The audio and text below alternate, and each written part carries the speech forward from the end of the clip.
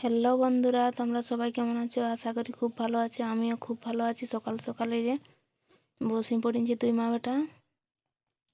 তো আজকে আমাদের পার্শ্ব একাদশী, তার জন্য আমরাকে ঘর দুয়ার সব কমপ্লিট করতে হবে। তো মা এই যে গোবর লিপতে লাগিয়েছে সকালেই, দেখেছ। আর আমরা মা আর বেটা দুই লোকে মাছ বাছতে বসে গেছি।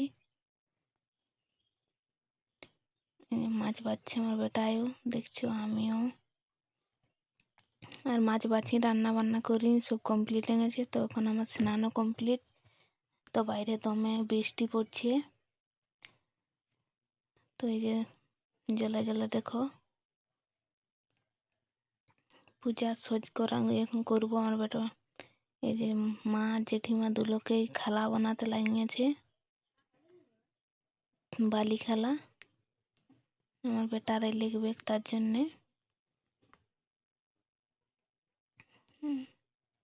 শালপাত দিন করে নি। আর এই যে নকশা করছে। তো এই যে সব আমার কমপ্লিট হয়ে গেছে, ডালপালা আনা হয়ে গেছে। তো এই যে কেয়া পাত, কাঁকুড় পাত, তারপরে ধান গাছ, আওলা ডাল, এই যেগুলো আওলা ডাল, তারপরে এগুলা বেল,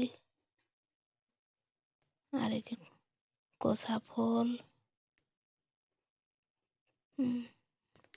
এইগুলা লাগে আমাদের পূজায় করম পরবে। তো কার কার লাগে এই মতন করম, কার কার হয় মতন অবশ্যই কমেন্টে জানাবে।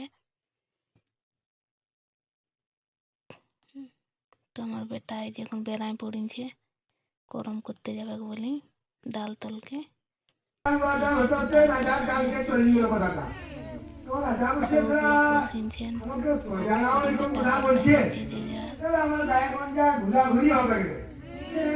আমাকে দেখলে প্রজাদের কোনো সুখ শান্তি হচ্ছে না, বা ডাক্তার হচ্ছে না।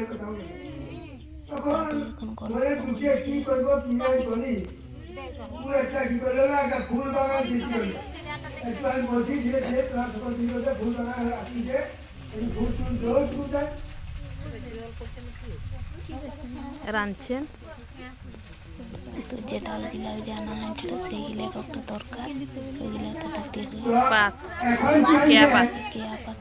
ফুল বাগান খুব মনে হয় ভাবে ও বাবা, তা তো অনেক কথা বলছে রে।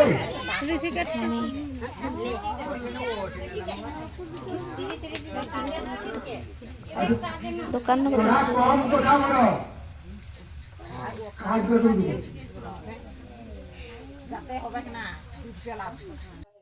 তো এই পরের দিন সকালে মা যে পান্না করবে বলে কাঁথে ফুল আঁকতে লাগিয়েছে।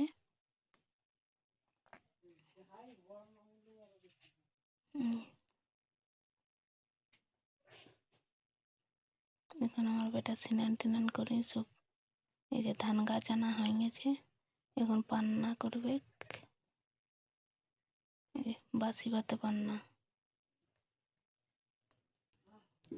কচু পাত 3টা কচু পাতে এই যে বাসি ভাত নিয়েছি।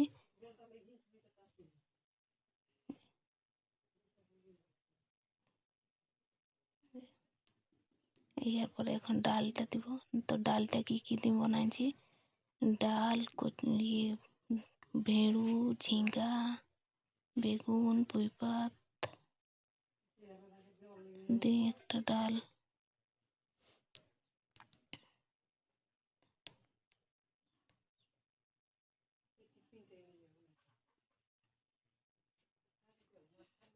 আর বেটা খাতে লাগ গেল। এই যে